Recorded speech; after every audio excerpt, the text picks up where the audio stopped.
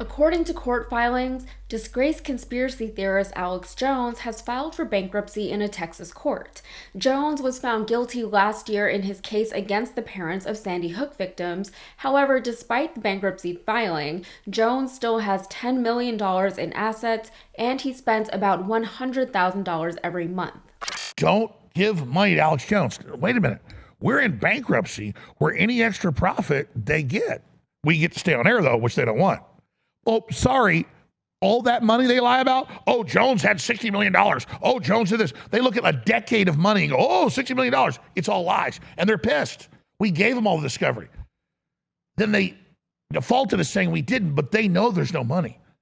Now, that's a lot of money to spend in a month, and $10 million is a lot of money to have, but Jones is currently on the hook for nearly $1.5 billion in damages for the lies he spread regarding the young school shooting victims. Listed among those assets are 3 properties in Austin, Texas, a $1.5 million plot of land, 3 vehicles, 2 boats, 2 guns, and a cat.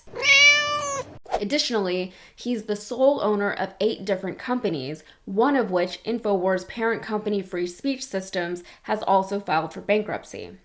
Now, one interesting tidbit from the court filings reveals that he's, quote, holding firearms for certain January 6th participants, but there were no details as to who he was holding them for or how many firearms he's holding. $40,000 goes to taxes, $14,000 goes to child care and education, $10,000 goes to alimony and child support, and over $7,000 goes to his homes. According to legal experts, the bankruptcy filing will likely make it more difficult for the parents in the Sandy Hook case to collect the money they're owed from Jones. Which was predictable, wasn't it? Jones barely took responsibility for his actions during the trial, so it makes sense that he would be reluctant to pay what he owes. My superpower is being honest. I'll eat your ass.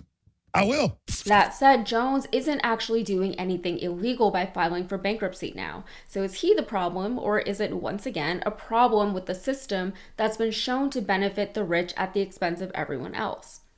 Something that's important to understand is that there are different types of bankruptcies or different chapters. When average people file for bankruptcy, usually because they've racked up too much debt for whatever reason, maybe job loss or a rough economy, they're usually filing either Chapter 7 or Chapter 13 bankruptcy, both of which will wipe the debts of the filee. With Chapter 7, debts are wiped clean and usually their homes and assets aren't taken from them unless they're deemed to be more than is reasonable for the filee to hang on to. With Chapter 13, homes and cars are completely blocked from foreclosure, and the filee has to make regular payments towards the debt for several years, at which point the debt is cleared. However, only about a third of those who filed Chapter 13 actually make it to the end of that repayment period, which puts them right back where they started, usually with less than they had before. While these 2 chapters sound functionally the same depending on how you look at it, Chapter 7 permanently protects filees from wage garnishments and debt collectors after just a few months. With Chapter 13, those protections are only in place as long as the filee is making regular payments. If they miss just one payment, the deal is off. There are a few issues here. For one, the act of filing for bankruptcy itself is often too expensive for people who are already debt-ridden. So people that are in dire straits can find their situation exacerbated over time rather than made better. Also, predatory creditors and lenders will take advantage of people who either have recently filed for bankruptcy or are looking to do so.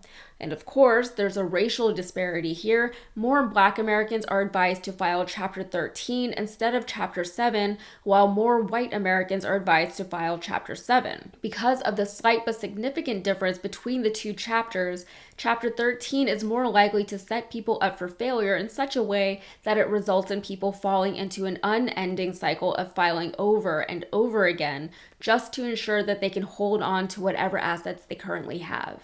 Conversely, when businesses file for bankruptcy, it's usually Chapter 11, which is what people like Donald Trump and Alex Jones would use.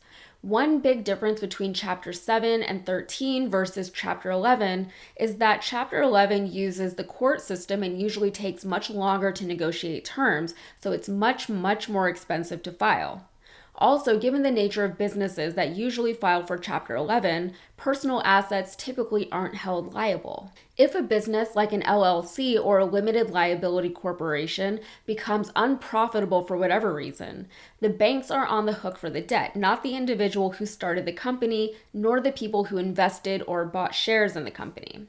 Also, a common practice that you'll see is that people with multiple projects will start separate businesses for each venture so that if one venture goes under, only that business and its assets are affected. In most cases, the individual will only lose as much as they've invested into the company, and if they were smart at the beginning, they didn't invest more than they could reasonably afford to lose. Now that's why in these types of filings, millionaires and billionaires can keep their homes and their fancy cars while filing for bankruptcy.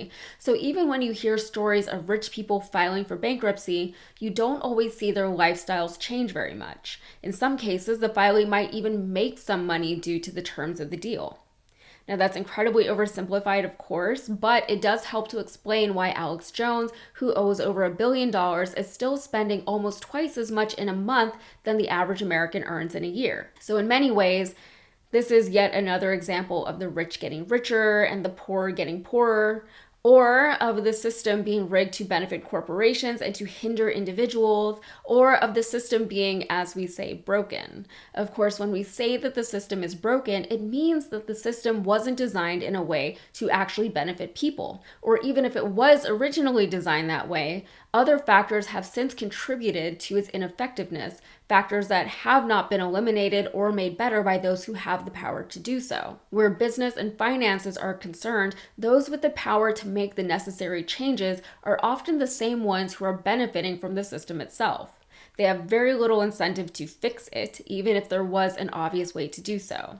In the case of Alex Jones, the true injustice would be that the families he defamed and tormented would never get the money they won. The true injustice would be that Jones, for as much as he claims to be suffering now, never actually feels the weight of his own actions and never truly bears the burden of his own heartlessness. Unfortunately, that's the world that we're used to. All right, that's it for me. If you got anything out of this, please like and subscribe and be sure to follow me on Instagram and TikTok. Thank you.